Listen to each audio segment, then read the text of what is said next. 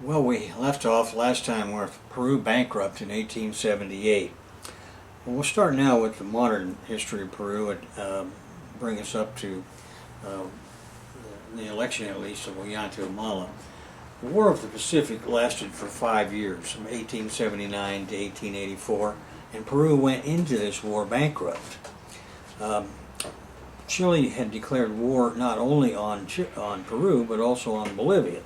Now, Bolivia invoked its alliance with Peru against Chile, and there wasn't really much the Peruvian government could do because it was bankrupt, besides trying to send a diplomatic team to the Chileans. And what they found out very quickly is that Chile wasn't interested in anything other than complete victory, seizure of the Atacama Desert region.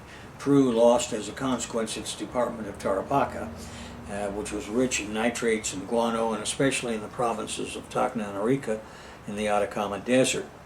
This is what the foreign capitalist bankers and their Chilean compradors had been after all along, and in the end, Bolivia lost 260 miles of its coastline, and from then on, since 1884, it's been landlocked. The war had made matters worse in Peru because it was already bankrupt, and now it fell into a period of civil war. Eventually, that civil war came out under the leadership of one general named Avelino Cáceres. Now, Cáceres was a Creole. He was a former president and to many a hero of the resistance to the Chilean occupation. Now, this Chilean occupation came to an end with the conclusion of the war, and Cáceres managed to win an election to the presidency in 1886, and he would be president for 2 terms after that. He tried to restore order using the traditional guerrilla, using the term guerrilla the way it used to be used in Latin America anyway, in a comic form, which would be a cartoon where you'd have a general who's a general only because he says he's a general, with a swollen stomach from pisco and too much food and medals for various heroic deeds that he probably dreamed he'd done in an alcoholic stupor someplace or other. That was the kind of generals that we had here. They were under Cáceres and so on, who were now running the country. Well, the important thing here was not who the president was, but the fact that several new factors, foreign capitalist factors, have entered the Peruvian picture. The first was W.R. Grace, G-R-A-C-E, and Company. Now, the Grace Contract was a controversial proposal by a group of British bondholders to cancel Peru's foreign debt in the return for the right to operate the country's railroad system for 66 years. Now, the contract provoked great controversy between the nationalists, who saw as a sellout to foreign interests, and liberals, forerunners of today's neoliberals, who argued that it would lay the basis for economic recovery by restoring Peru's investment and creditworthiness in the capitalist banks of North America and Europe. W.R. Grace and Company itself was founded in 1854 in Peru by William Russell Grace, who had left Ireland because of the potato famine and traveled to South America with his father and family. As a boy, he went first to work in Peru as a ship's chandler for the firm of Bryce and Company, who were merchantmen harvesting guano, bird droppings, that was commercially used as fertilizer and as a gunpowder ingredient. Now, just as a matter of interest, I have a little subheading in this chapter 35 called Shit Disturbs. Dried bird droppings were useful precisely because of their accumulated high levels of phosphorus and nitrogen. However, the dried material was dangerous to handle. In fact, the term SHIT, S period, H period, I period, T period, came into play because it stood for ship high in transit. Otherwise, if the boxes of water were shipped in the lower part of a ship's hold, they could get wet and emit methane gas. If a person were to enter a shipping hold with a lit flame, the methane could ignite, setting off a terrific explosion, perhaps sinking the ship. So there comes the word shit, and it's ship high in transit.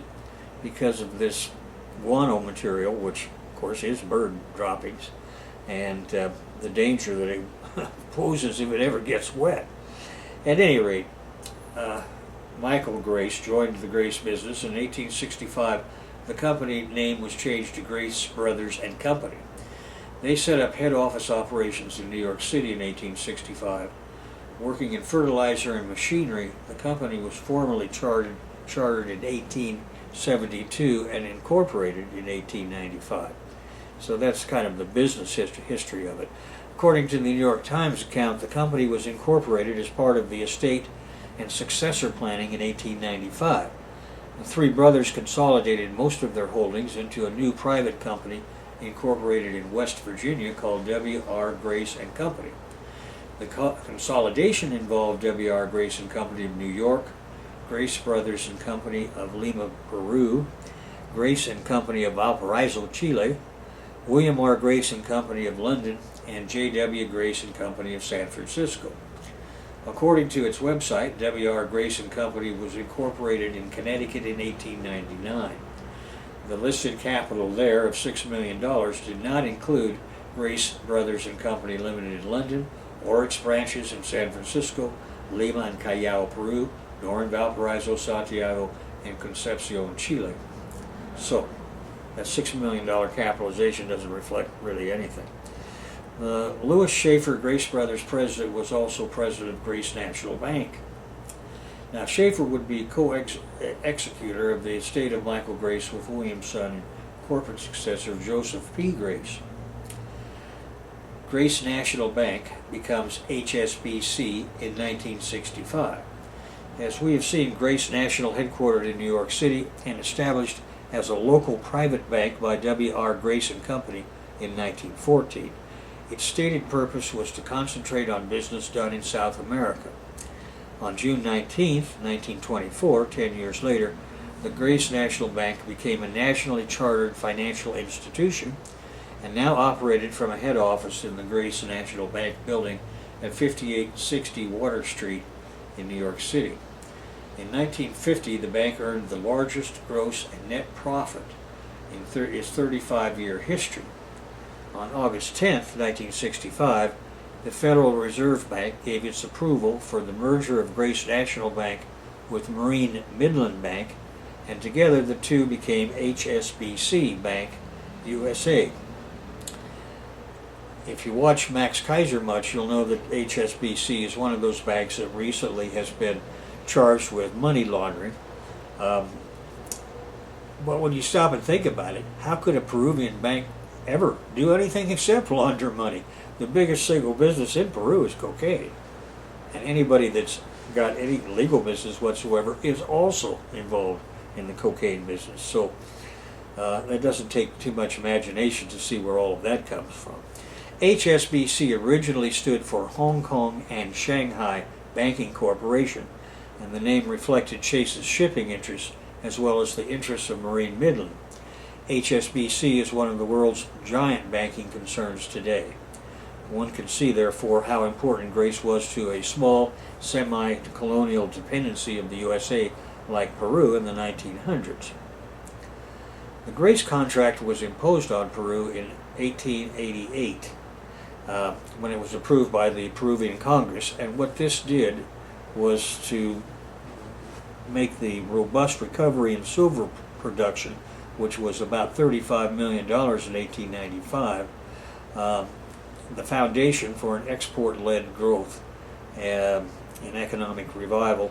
And so what we have going on there was a long period of time where the industrialists of Latifundistas, foreign and native, managed to make an awful lot of money off of this particular contract.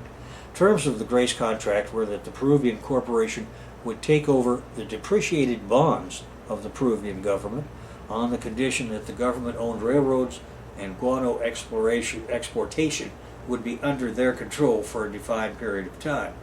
So, in exchange for clearing up these bonds, which would never otherwise be paid, at a, probably I would guess they got paid like 10 cents on a dollar, they got, in exchange for that, they got a permanent ownership of all of the revenue that you would get from railroads or guano for a period of time, which I think was 66 years for all of the railroad properties.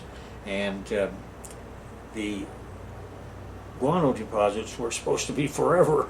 So anyway, the Peruvian corporation took payment on guano, all of this guano in the Peruvian territory, and this included up to about 2 million tons of this stuff that was being exported every year. Well, in addition to all of this, the Peruvian government was supposed to make 33 annual payments to the corporation for of 400,000 US dollars. And they couldn't even do that based upon what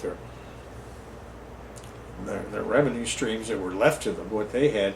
They would be hard pressed to pay $400,000 to anybody for anything. And what would happen is that whenever they couldn't make these payments, the company would renegotiate. This is the Grace controlled company, would renegotiate with them, and for example, they reduced their payments from 33 to 30 in the 1950s as a payment for taking over some of these bad bonds. The bonds of this corporation were largely held by English, French, and Dutch banks and individuals, and the Peruvian government agreed to provide special privileges to the citizens of these countries as well as to the officers of these banks. So a new arrangement was created in 1955 whereby a Canadian company, the Peruvian Transport Corporation Limited, acquired and held the outstanding share capital of the Peruvian corporation. Empresa Nacional de Ferrocarriles del Peru, ENAFER, was formed in '72 and taken over by the government at the end of the year. The company's archives for the period of '49 to '67 are held at the University College in London if anybody wants to research them. Niels Jacobson calculated that exports rose fourfold between 1883 and 1910.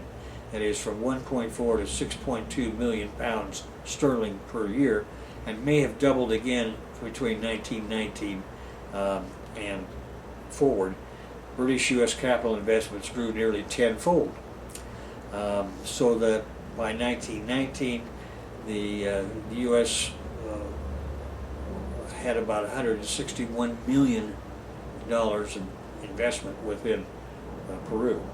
However, Jacobson also notes that it was not until 1920 that the nation fully recovered from the losses of the Depression of 1873 and the post-war beginnings of recovery that had started in the 1880s. So once underway, economic recovery inaugurated a long period of stable capitalist rule beginning in 1895. But all of this money was going just to very few oligarchical families in Peru and their foreign imperialist backers. Now, all of that's bad enough. But you remember I told you that there was something really bad that was happening up in the Amazon. And that was the Peruvian Amazon Company. An especially bad actor arose as a foreign-based capitalist exploiting operation during the rubber boom of 1879 to 1914. During this period, the Anglo-Peruvian Amazon Rubber Company Limited, which was one alternative name used by the capitalists and stock markets worldwide, became known for some of the worst human rights atrocities in the history of pre-World War I imperialist expansion. Some 60,000 Indians were led to the slaughter. 60,000. That's what we know about. Murdered by overseers and hired gunmen. Entire tribes of hundreds of thousands of altruistic and egalitarian Native American Peruvians in the Amazon jungle were herded at gunpoint onto plantations and forced to extract the labor from rubber trees. A story like this could not be easily hidden, and one intrepid writer, W.E. Hardenberg, wrote an article in 1910 for the Brit magazine Truth, and then produced a book about the genocide in 1912 entitled Putumayo, The Devil's Paradise. The devils incarnate in this massacre were Julio Cesar Arana and Sir J. Lister Kay. The editor of Hardenberg's book describes what happened as perhaps the most terrible page in the whole history of commercialism. The first chapter of Hardenberg's book describes how gentle interactions of altruism and a sharing of all of the goods they produced from the bountiful nature had characterized the way of life of these Amazonian people. In other words, they were no more psychologically prepared to handle the incoming capitalists and their henchmen than the natives of the Bahamas and Hispaniola had been to resist the incoming Spaniards of feudal Europe. It was an exact replay of the primitive communist epic beating the servitude epic of 400 years earlier, and a preview of what the capitalists were about to do to meet the threat of an uneducated, unemployed mass of European would-be modern communists, by which I mean, you'll recall, and we just talked about, why did the capitalists start the First World War? Well, it wasn't just to redivide Africa and Asia as among the capitalist imperialist powers of Germany, France, Spain, Japan, Italy, and so on. It wasn't just that. They're just as important in their mind was to kill as many of these supernumerary European white workers as they possibly could. So what was happening here in Peru was just kind of a version of the same attitude they had when they started the First World War in Europe. So that was bad enough. And these millions of unemployed workers were about to join the mass graves of the Amazonians in the Great War of 1914 and 1918. This was the shining climax of capitalism in its imperial phase, and in 2015 it's still going on. We'll talk more about that later, but the aristocrats from 1894 to 1930. The liberal republic began with the revolution of 1895, led by Jose Nicolas Perola, who was president from 95 to 99. He overthrew Cáceres, who, as you will recall, had gained the presidency in 1894 again, after replacing his crony Colonel Morales Bermudez in power in 1890. This, of course, is a grandfather of the Morales Bermudez I knew when I was down there. But at any rate, Perola was fond of saying, when the people are in danger, they come to me. Perola had seen the light of liberalism early on. In 1869, as Minister of Finance in the Balta government, he succumbed to bribery to transfer the lucrative guano consignment contract to the foreign firm of Dreyfus and Company in Paris. In 1894, Nicolas de Perola took the leadership of the Civilista Party in Peru, using private gunmen, and then they seized all of Lima, where they ousted the president, Andres Avelino Cáceres. Okay, well, he lasted till 1895, but this entire period is sometimes called the aristocratic period because everybody that ruled the country during that period of time was a Spanish-descended aristocrat of this liberal school of political economy. Now, from the ruins of the War of the Pacific, new capitalist elites had emerged along the coast. And as I have said already, 12 families had coalesced to form a powerful oligarchy. Their ownership of such basic industries as sugar, cotton, mining, and all of their exports was total. It was under their government that Peru was integrated into the international economy. Their political organ was the Civilista Party that Perola had reconstituted. Afraid of a Cromwellian resurgence of the military, they introduced British-style promotion by class only. Their economic emphasis was on exports.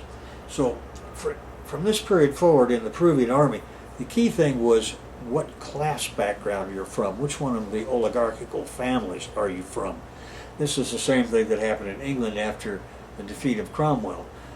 After that, the British Army didn't want to have anything to do with merit-promoted officers. These officers could only be promoted on the basis of class.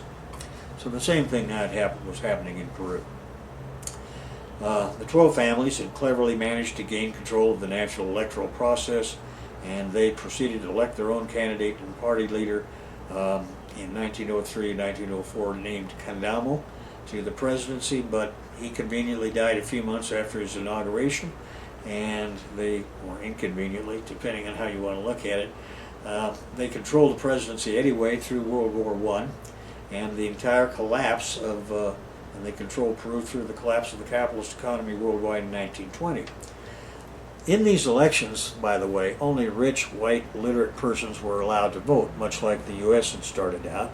And so none of this ever affected the mass of people who worked for a living in that country. The Civilistas were unable to manage all of these new social forces their policies had unleashed. This first became apparent to them in 1912 when the millionaire businessman Guillermo Billinghurst was able to organize a general strike to block the election of an official Civilista presidential candidate. Instead, he forced the Congress to elect him. During his presidency, which lasted 1912 to 1914, he tried to put a prettier face on capitalism and develop a few social programs for urban workers and generate some revenue from the Tacna-Arica dispute. When Congress opened its impeachment hearings against him in 1914, he went too far and he threatened to arm the workers and forcibly dissolve the Congress. Well, 12 families said, well, we've had enough of this guy and all of this kind of talk, so they threw him out with a colonel named Benavides, and Benavides took the presidency 3 times from 1914 to 1939, and all the time was behind the scenes running the show for this 12-family oligarchy. It was inevitable that the new ruling oligarchy would try to do something about the contradictions that they were confronted, and it was also inevitable that this would bring about their own demise. So what we had as previously hopeless slave-like masses could become, out in the countryside, could become dock workers if they ran away to a port city like Callao was to Lima, or any other coastal towns. There was oppression led to farmers abandoning their land and running away, which wasn't legal, but you know, if you run away in the middle of the night and your wife's feet are not bound, then you might be able to get down to Lima someplace, get a job where you could actually make some money. Well, with the advent of World War I, Peru's international markets were temporarily disrupted, and the social unrest intensified even more as a consequence. So, but urban centers were there, and a modern labor movement began to take shape.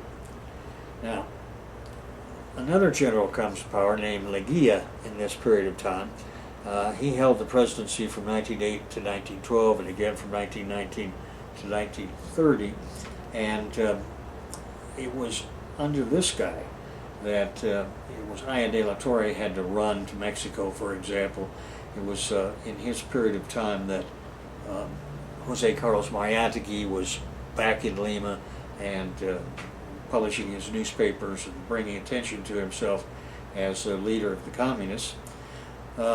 Accompanying this increased dominance of Yankee investment was a corollary rapid rise of the opposition from the petty bourgeoisie and the working classes of Peruvian society against them and against the Peruvian oligarchy. And I've just mentioned this is where Aya de la Torre came from. It was he that had kicked, it was Leguía that had kicked Aya de la Torre out of Mexico, and fortunately for Mariátegui, he was gone during the early part of the 1920s.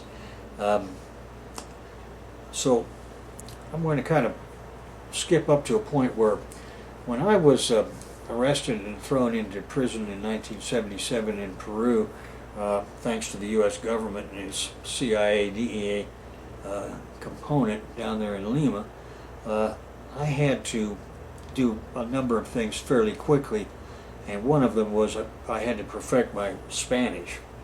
So I made some inquiries, and I found that there was a professor there who would teach Spanish to me for a fee, and I went and talked to him. Now, this particular professor had written an English-Spanish dictionary. He was an expert in both languages, and the dictionary proved it. He showed me a copy of it. This book was also the reason that he was in prison. And the reason goes back to the early 1930s, when the government was cracking down on Apristas in Trujillo and had turned into an armed struggle. A lot of cops were killed, a lot of soldiers, a lot of Apristas were killed. It was a bloody episode.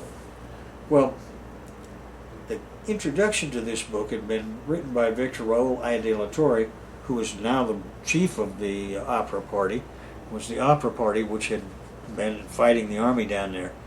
So when the publishers took a writ to the local Guardia Civil office and saying that this professor owed him money and you can go to prison in Peru for debt, and he hadn't paid it, the civil commander, Guardia Civil commander, called him in and he said, well, what's the story here? And the professor told him, well, I'd be happy to pay it, but this hasn't been a #1 bestseller. I haven't made very much money on it. Until I make some money on this book, I can't pay the publisher.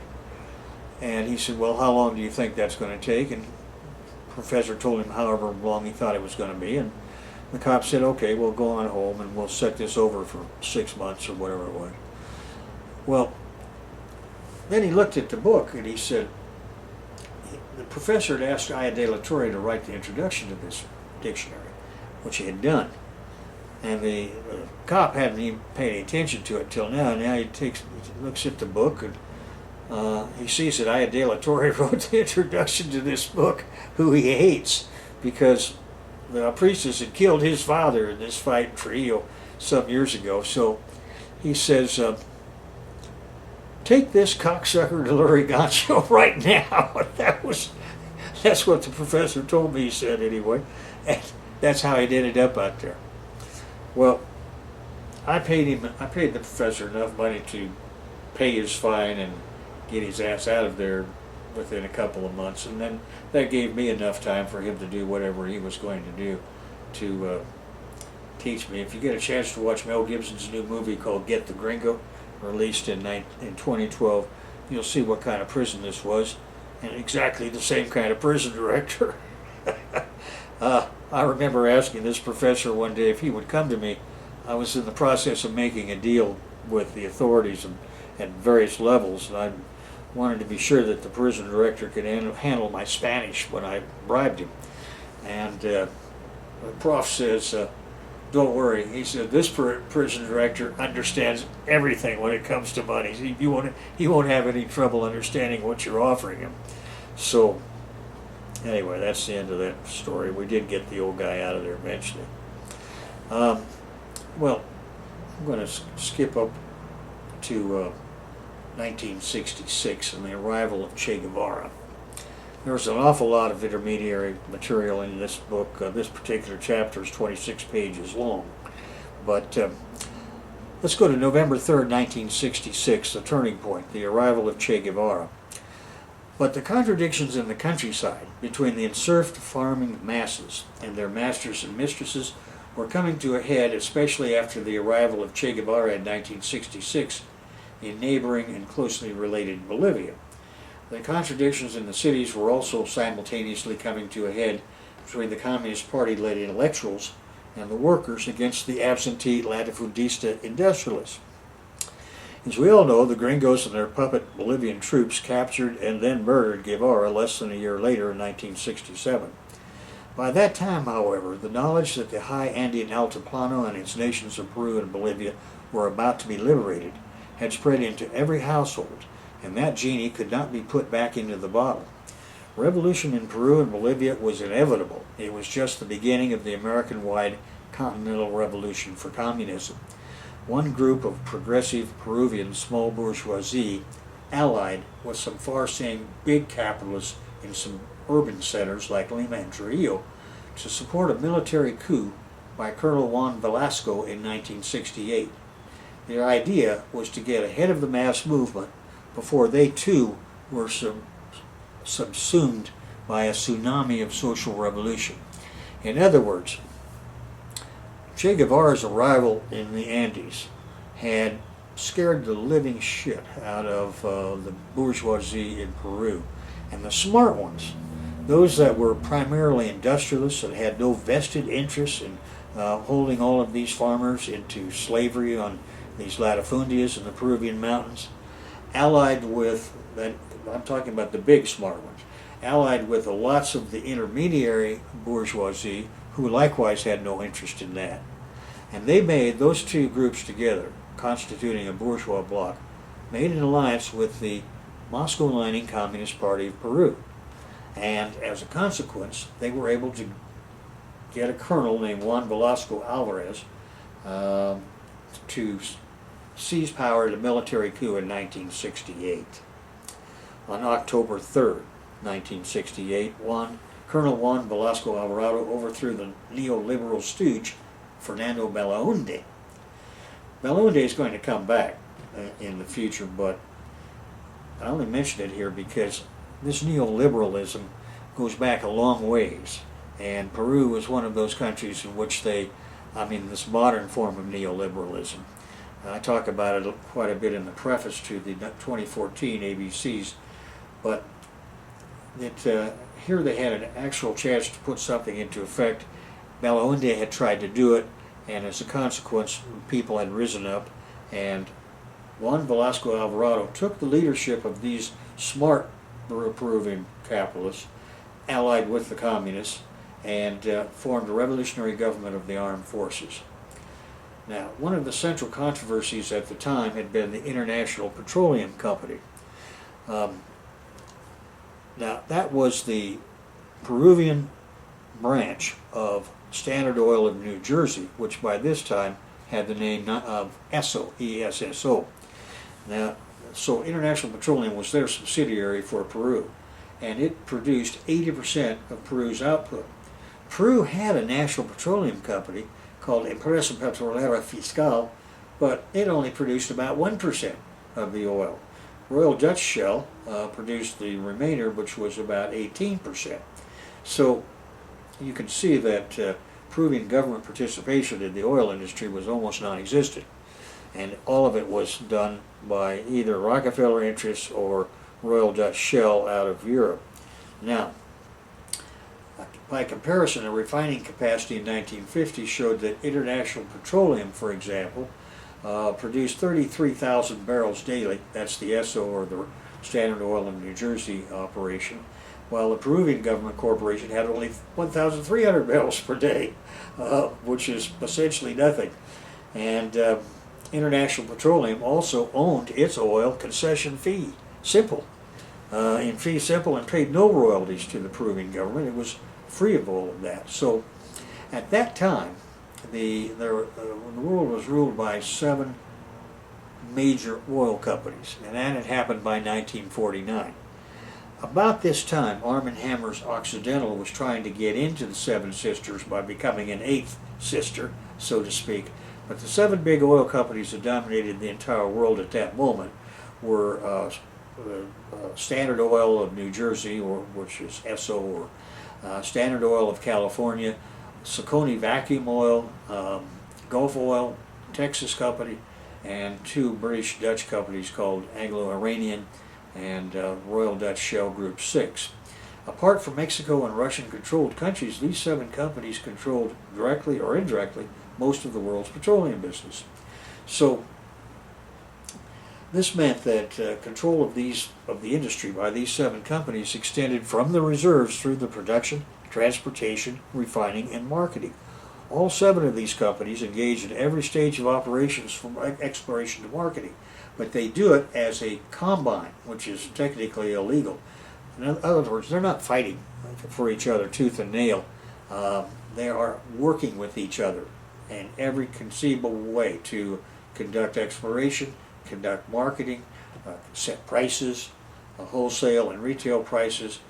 There isn't anything that they don't do jointly. So control of world oil reserves by 1949 by these 7 companies meant that 65% of the entire world's estimated crude oil was in their hands. And these companies held about 82% of all foreign reserves and about 34% of domestic reserves in the U.S. U.S. reserves were held by 6 of the 7 international companies, since Anglo-Iranian didn't operate in the Western Hemisphere. So outside the U.S., Mexico, and Russia, these 7 companies in 1949 controlled about 92% of the estimated crude oil reserve in the U.S. Okay. Now, in 5 days, during the Belaunde administration, 1963 to 1968, political disputes became a norm, as Belaunde never had a majority in Congress, and he was always fighting with the APRA coalition. Now, within 5 days of the Velasco government and its military coup establishing power, they had seized all of the properties of International Petroleum Company, simply nationalized it, following the Mexican example. And the initial reaction against the coup evaporated after about 5 days when, on October 8, 1968, the oil fields in dispute were taken over by the Army. In other words, what popular opposition there might have been to the military seizure by Velasco in 1968 evaporated quickly, because now everybody was happy. The government would have its own source of revenue, and the government would be able to do a lot of things for a lot of people because it had seized all the oil, and you're going to have the same thing with Peru that you had in Mexico with Pemex. That made the whole thing very popular, and overnight Velasco went from being just another military usurper of power to being what the communists and the big bourgeoisie wanted him to be. And that was a colonel who would get out and lead the mass movement, rather than having another Guevara coming from Cuba to kick things off in a people's war kind of way. So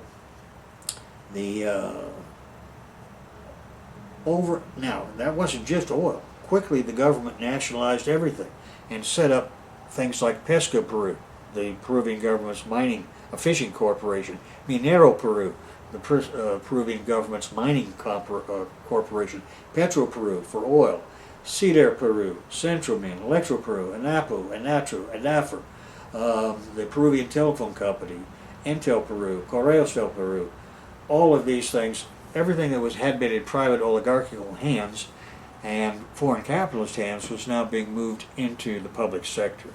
So this was such a tremendous revolution in many ways that it attracted the attention of both Fidel Castro and the Soviet Union. But at the same time, the 12 families were not dispossessed, and for the most part they were allowed to keep their bank accounts and latifundias. So they had a financial base in which to survive and fight back.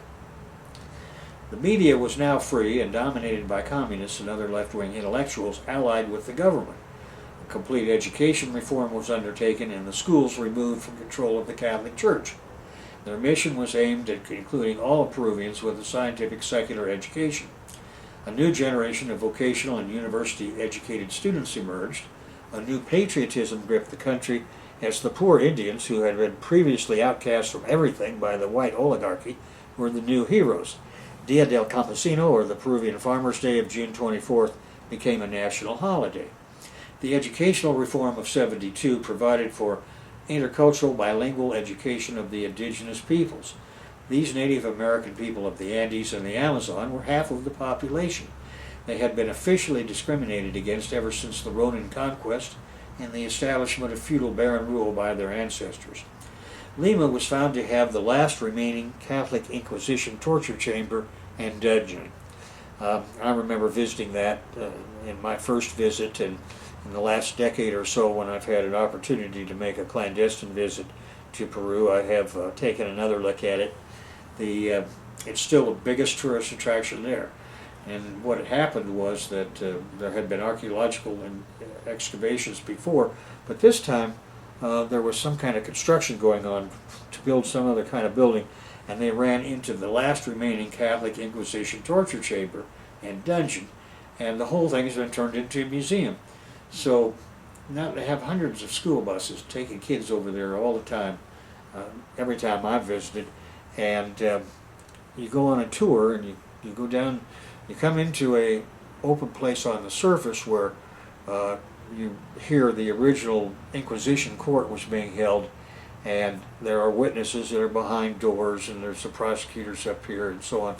And then if you're going to really get at the truth, you got to take this guy down these stairs. So you go down all these stairs to the torture chamber, and in the walls they've got people that are walled up there. Of course now they're just dummies, but people walled up there just like in a dugout in the wall with bars cemented into it. And finally you get down to the torture chamber itself. You see a dummy, of course, so he got there with his feet being burned, his nails being removed or whatever. And the theory of the thing is that If you're not guilty, this will prove it. And if you are guilty, you will admit it. So either way, you're going to end up dead. So it's a conundrum, and it's a contradiction. And the Catholic Church, needless to say, has tried to shut this place down many times, but has been unsuccessful because it's such a popular tourist attraction now.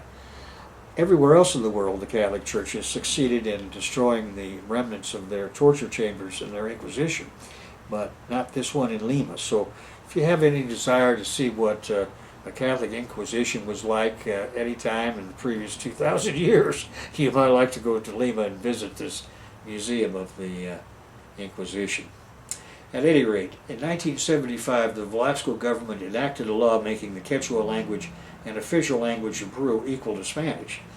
And Peru became the first Latin American country to officially recognize an indigenous language and make it an official language.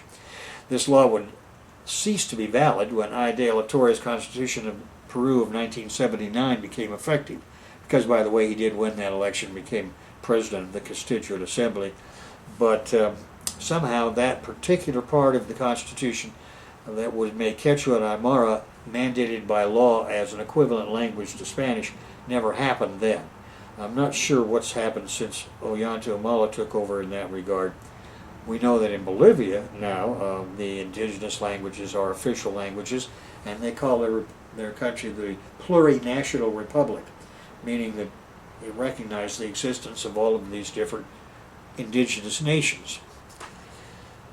At any rate, agrarian reform under Velasco suffered much the same fate as it had in Mexico under the PRI. That is to say, corrupt capitalist giant families and their international allies subverted the agrarian reform. Rather than expropriate farms and diversify land ownership as it happened in the Cuban Revolution, most of the land ended up back with its previous big owners, concentrated in latifundias. These were centered on palatial estates and owned by a number of families who previously had been de facto feudal lords, and employees were serfs, and non-hacienda families in outlying villages and towns were paid starvation wages for seasonal work. Otherwise, the surrounding campesinos that worked on the hacienda starved and died premature deaths accordingly. The owners who opposed Velasco's program claimed that to the degree they were expropriated, that the expropriation was more akin to confiscation. Why? Because they were paid in non-tradable government bonds that eventually would become worthless by the government's inflationary policy. Now, as I've said, only about 2% of Peru is arable land. 98% of it is not. So that puts a certain amount of strain on you right there. In the third book in my autobiographical series, I describe an event which, if you haven't read it, might be worth reading.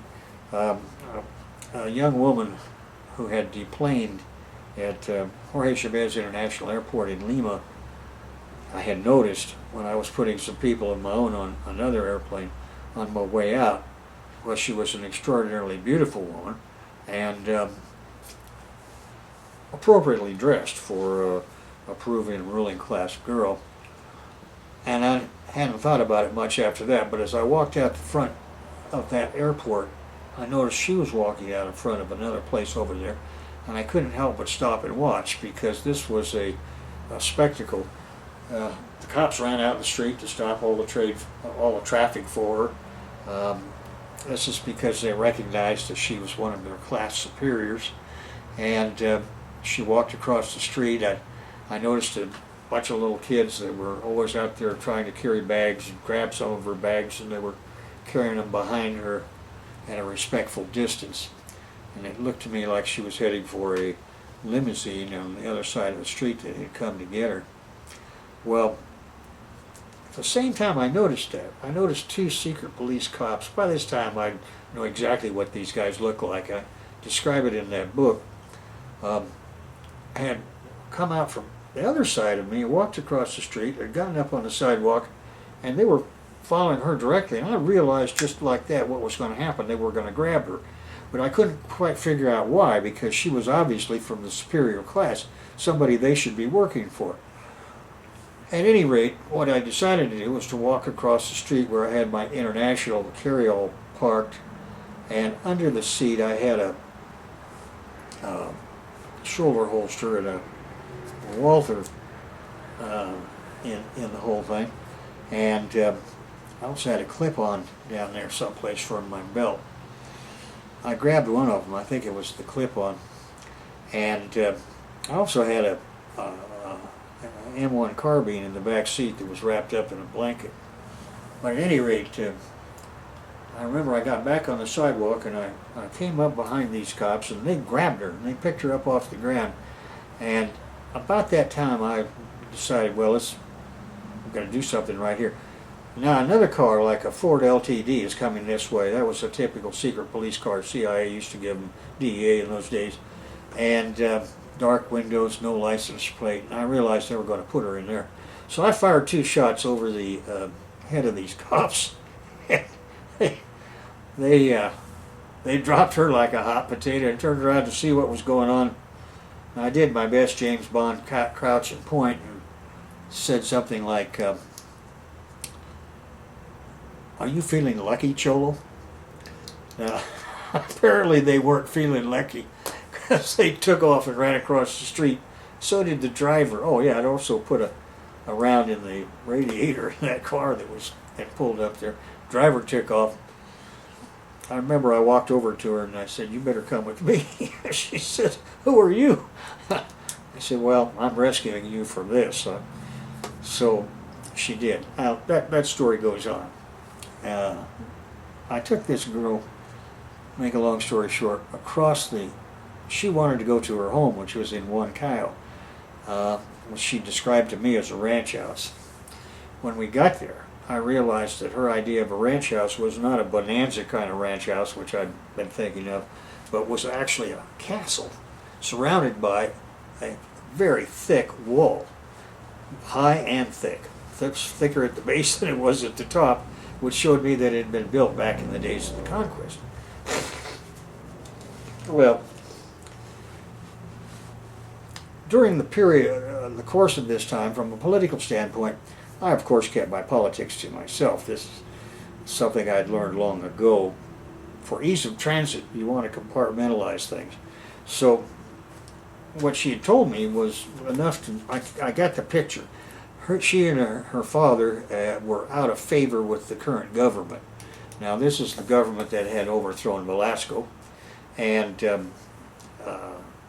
now what they were trying to do was to crack down on, they were trying to make as much money as they could, as fast as they could, and that meant that her father and her estate there in Huancayo, that castle out there, was up for grabs. And so they were going to grab her and force her father to give him everything that he'd hidden in there in the way of gold, which turned out to be quite a bit. But what I saw right off the bat was that the Peruvian ruling class, even with this Morales Bermudez dictatorship, was still very much divided among itself. They were still fighting things out, because these are not people that would ever have been touched by any government in Peru in previous times. Anyhow, Peru had been placed on the U.S. enemies list early on, and the expropriation of the International Petroleum Company, a subsidiary of Standard Oil, 5 days after Velasco seized power in '68, with both the first and last straw. And from that moment on, the CIA began an active program to kill Velasco and reverse the revolution of the armed forces. Without a proper communist party and a dedicated Cuban-style leadership, the odds were heavily against Peru in the long run.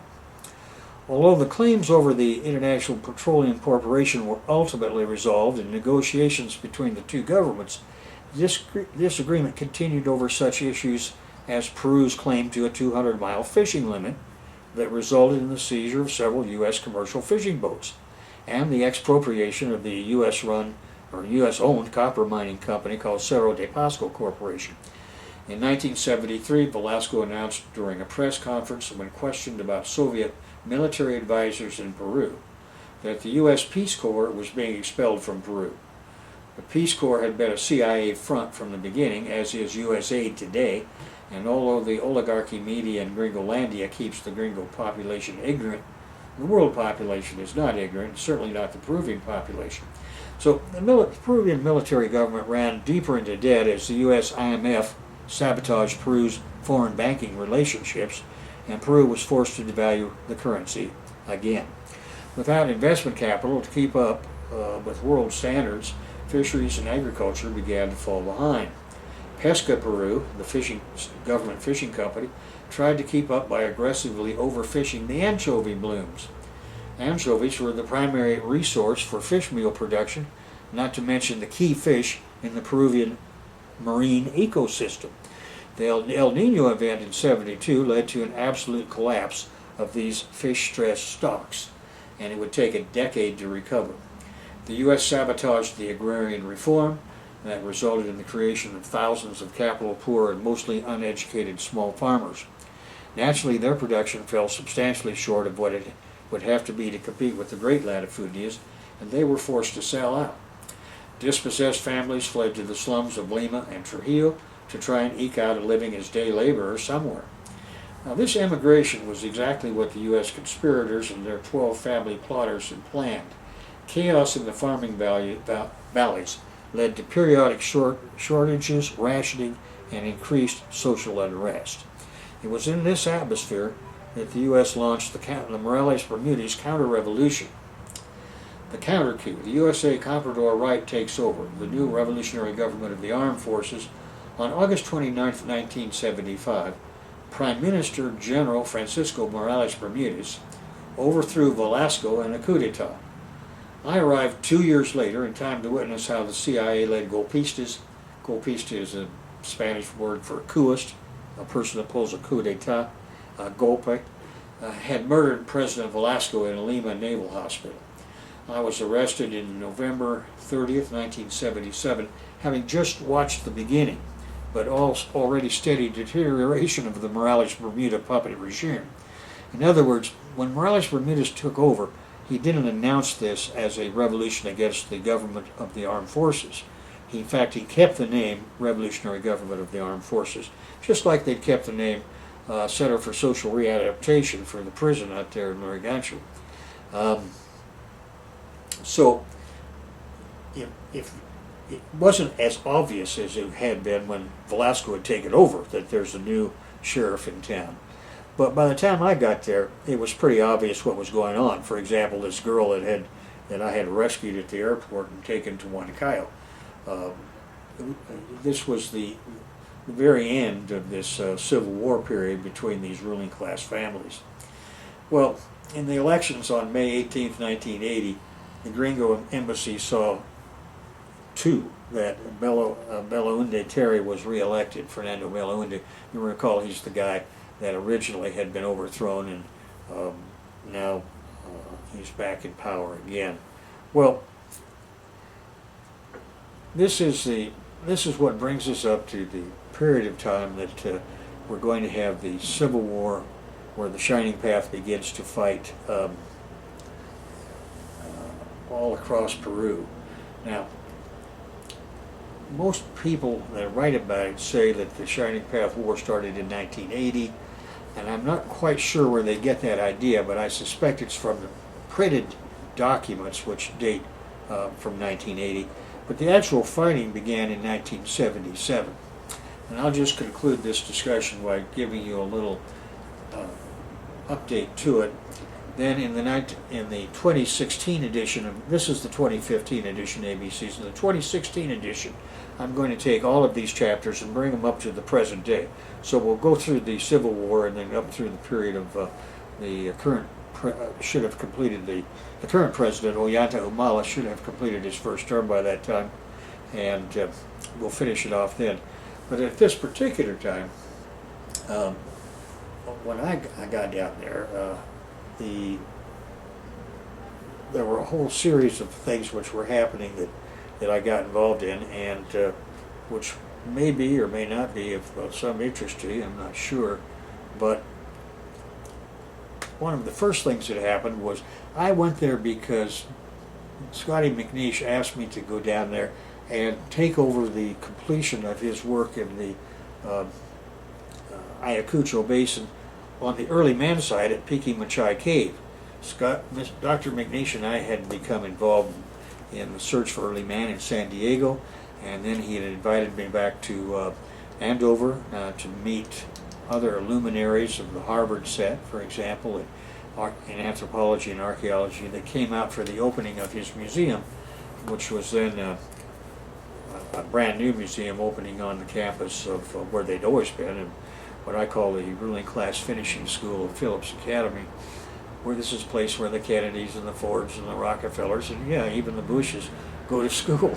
And they also bring along with them a certain number of kids that are on scholarship that can't afford to pay the kind of money they can afford to pay, but they have a big scholarship fund to bring in the ones that are supposed to be the class in service.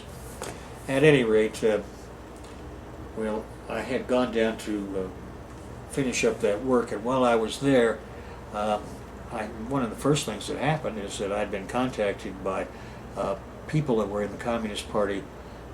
The one that had taken the Chinese lining direction was led by a man named Abimael Guzman, and Guzman was in hiding by the time I got there, and had been for several months because the police were looking for him as part of this general crackdown as the Morales Bermudez government proceeded. Well, they weren't going to be satisfied just with killing Velasco in a naval prison. They were going to pick up as many of these ruling class family properties as this girl that I'd given a ride to Huancayo over as they could, and they were going to do their very best to subdue the rest of these troublesome areas and get the chief troublemakers like Guzman dead or in jail. So, well, the story goes on, but the important part of it is that they had set up a meeting for me with him. I describe in that book, Shining Path to Peruvian Revolution, how I went from our hotel room to I actually had my wife with me at the time. Fortunately, I was about to take her to the airport in Lima and get her out of the country, because it wasn't going to be too much longer after this before I was arrested. But at any rate, I met with Guzman that night. His people took me to a place where he was in the side of the town, and I described that conversation. The point is, he asked me if I could help them become self-reliant, which is what Mao and Zhou Enlai and others had told him he would have to be. The idea of becoming self-reliant was to find somebody who could teach them how to use the weapons they had. Now, they'd already acquired quite a few weapons from a guy that I knew, and who had been flying them in from Colombia. And in exchange, they would protect him while he picked up his cocaine. So they had a pretty good deal going, except that they were getting very much on the short end of the stick, because what he was giving them, the rifles he was giving them compared to the amount of coke he was picking up, was not worth very much. But even these they didn't know how to use. They didn't even have one person who had ever fired a gun or had any military training. So they talked me into doing that, and I used my cover out there at Piqui Machai Cave in order to initiate their instructions. And in fact, I went on with them on their first assault on a Peruvian army column, which was about halfway between